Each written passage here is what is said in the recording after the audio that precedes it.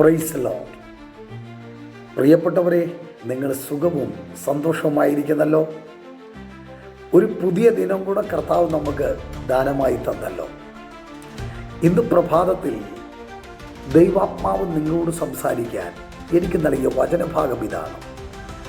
അപ്പോസ്തലനായ പൗലോസ് റോമിലുള്ള വിശ്വാസികൾക്ക് എഴുതിയ ലേഖനം 1 തെസ്സലോനിക്ക ലേഖനം 5-ാം അധ്യായം അതിൻ്റെ 19-20 വാക്യങ്ങൾ. അവിടെ ഇങ്ങനെയാണ് സൂചിപ്പിക്കുന്നത്: ആത്മാവിനെ കെടുക്കരുത്, പ്രവചനം തുച്ഛീകരിക്കരുത്, സകലവും ശോധന ചെയ്ത് നല്ലത് മുറുകെ പിടിക്കുക.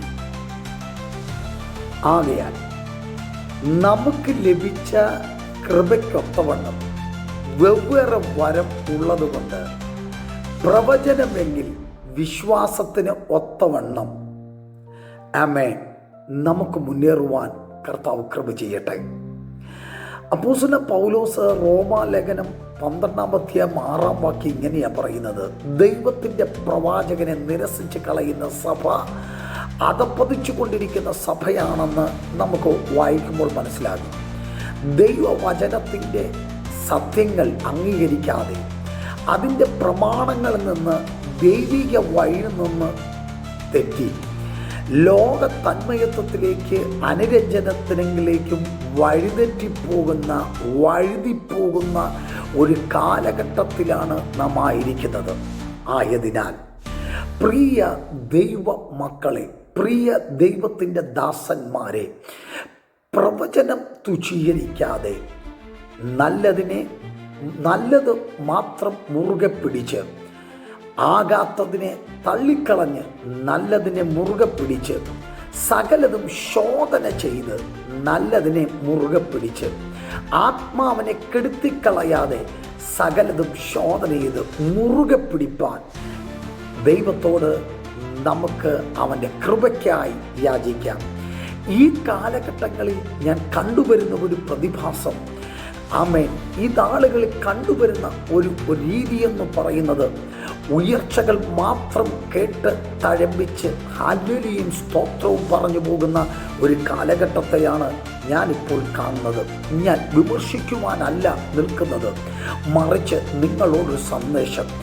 കാരണം നിങ്ങളുടെ തെറ്റുകളെക്കുറിച്ച് ബോധ്യം തരുന്ന, നിങ്ങളുടെ തെറ്റുകളെക്കുറിച്ച് ബോധ്യം പറയുന്ന, അതിനെ ക്രമീകരിക്കുവാൻ പറയുന്ന അടുത്ത മുന്നോട്ടുള്ള സ്റ്റെപ്പുകൾ, അതിൻ്റെ അടുത്ത ഉയർച്ചകൾ പറയുന്ന പ്രവചനങ്ങളെ നിങ്ങൾ കൈക്കൊള്ളുക.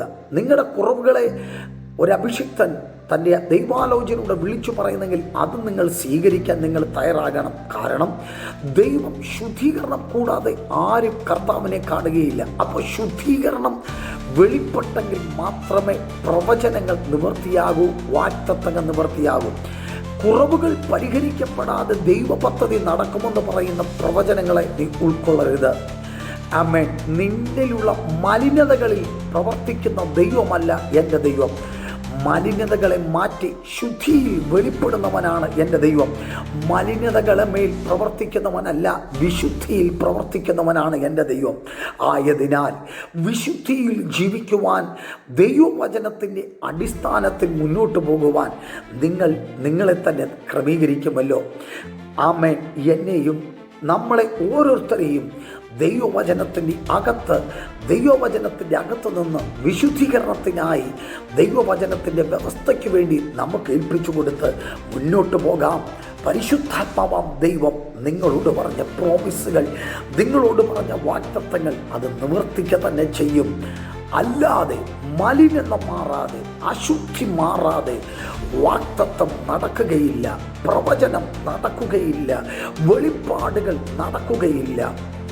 ആകാത്തതിനെ തള്ളിക്കളഞ്ഞ് ദൈവികമായതിനെ മുറുകെ പിടിച്ച് മുന്നോട്ട് പോകാൻ കർത്താവ് നമ്മെ സഹായിക്കട്ടെ.